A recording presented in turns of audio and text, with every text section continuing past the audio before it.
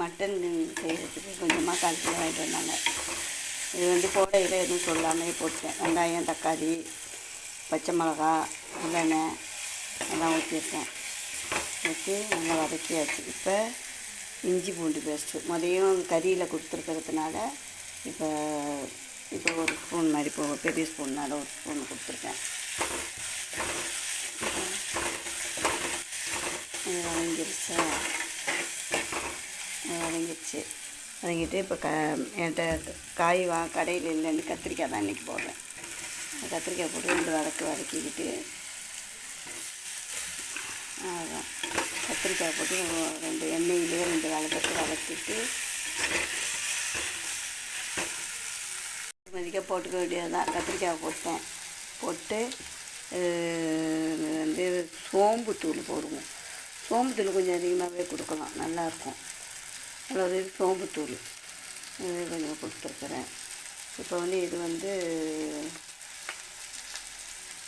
சீரகத்தூள் போடுவோம். பத்தாது, கொஞ்சம் போடுவோம். சொல்லி போடுறேன். சீரகத்தூள் சோம்புத்தூள், மிளகுத்தூள் இது அப்படியே போட்டுக்கிறேன். கொஞ்சம் திட்டமாக எல்லாத்துக்கும் ஸ்பூன் தேட வேண்டியதாக இருக்குது. போட்டாச்சா. இது வந்து கரம் மசாலா கொஞ்சம் போட்டுக்கிறேன். இது வீட்டில் பிரியாணிக்காக நுணுக்குன்னா கரம் மசாலா இது கொஞ்சம் போட்டுக்கிறேன்.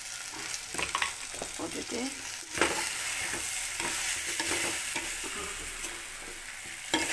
அவ்வளோதான். இதெல்லாம் போட்டாச்சா. போட்டுட்டு இப்போ கறியை எடுத்து இது வந்து விசில் போட்டு வச்சுக்கிட்டேன். ஃபஸ்ட்டே காமிச்சேன். விசில் போட்டு வச்சுக்கிட்டேன். அதான் 1/4 கிலோ கறி தானே, எங்கள் 2 பேர் தானே, அதனால்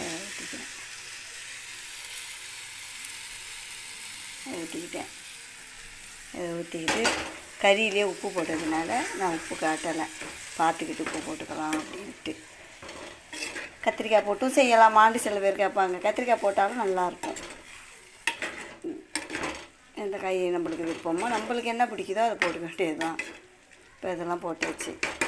அதை போட்டுட்டு இப்போ மிளகாத்தூள் கொஞ்சம் இது வந்து 2 கலந்து தூள் நான் அன்றைக்கி காய்ச்சல வறுத்து நுணுக்கி வச்சுருக்கிறேன். அதனால் இது போட்டால் நல்லா வாசமாகவும் இருக்கும். இதில் எல்லாமே கலந்துருக்கேன். மிளகாத்தூள் 2 கலந்த தூள் அவ்வளோதான். அதை போட்டாச்சு. கொஞ்சம் மட்டன் மசாலா எங்கே காணோம். ஒன்று தேடி இங்கே வருங்க. மட்டன் மசாலா கொஞ்சம் போட்டால் கொஞ்சம் டேஸ்ட்டாக இருக்கும். கொஞ்சமாக போதும். போட்டாச்சு. அவ்வளோதான். இது நல்லா கொதித்து வரையில் காட்டுறேன். வாங்க, கறி குழம்பு எப்படி இருக்குதுன்னு பார்த்துடலாம். நான் வந்து ஃபஸ்ட்டில் எதுவுமே சொல்லாமல் போட்டேன். சரி பிள்ளைகள்கிட்ட பேசி சொல்லுவோமே அப்படின்ட்டு ரொம்ப நேரம் என்ன குழம்பு செய்கிறதுன்னு தெரியாமல் ஃப்ரிட்ஜில் இருந்த கறியை மறந்துட்டேன். அதுக்கு நம்மளுக்கு 1/4 கிலோ நாங்கள் 2 பேர் தானே போதுமே அப்படின்ட்டு திடீர்னு செஞ்சு மணி 2:30 போகுது. நாங்கள் இன்னும் சாப்பிடல. இந்த காட்டுக்கு குழம்பு காட்டுங்க. நல்ல கதைன்னு வந்துருக்கு. இந்த சட்டியில் காய்ச்சினா நல்லா தான் இருக்குமோ, அதனால் போய் நைட்டு கோயிலில் திருவிழா நடந்துச்சுங்க, அங்கே போய் வாங்கிட்டு வந்தேன் நான். இந்த சட்டி ரொம்ப நாளாச்சு இந்த சட்டியில் குழம்பு வச்சு சாப்பிட்ணுன்னு ஃபஸ்ட்டுலாம் சாப்பிட்டுருக்கேன். ஆனால் இப்போ வந்து கொஞ்சம் இடையில அது உடஞ்சதுக்கப்புறம் வாங்கவே இல்லை.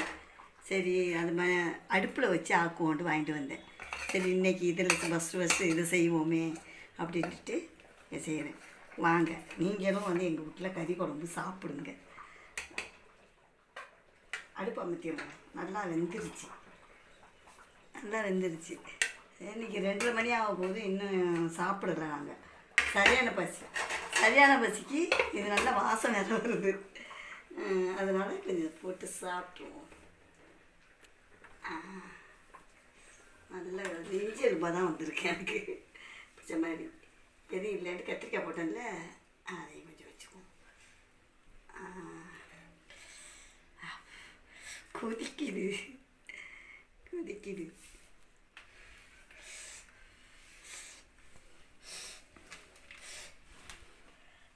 அப்படி ஊதுன சீக்கிரம் ஆறுண்டு. வந்திருக்கு. அது அப்படி சோத்தில் வச்சு ரெடி பண்ணா.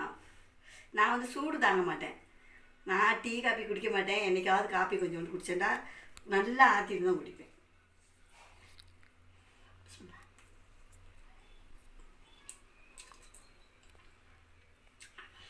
சூப்பராக இருக்குடா, உண்மையிலே சூப்பராக இருக்குது இன்றைக்கி. நான் சாதாரணமாகவே நல்லா செய்வேன், சாப்பாடு வகையில் நல்லா செய்வேன். இது இன்னும் கொஞ்சம் சூப்பராக இருக்குது. மஞ்சட்டி சாதம் தான் சும்மாவா. வாங்க நீங்கள் சாப்பிட்லாம்.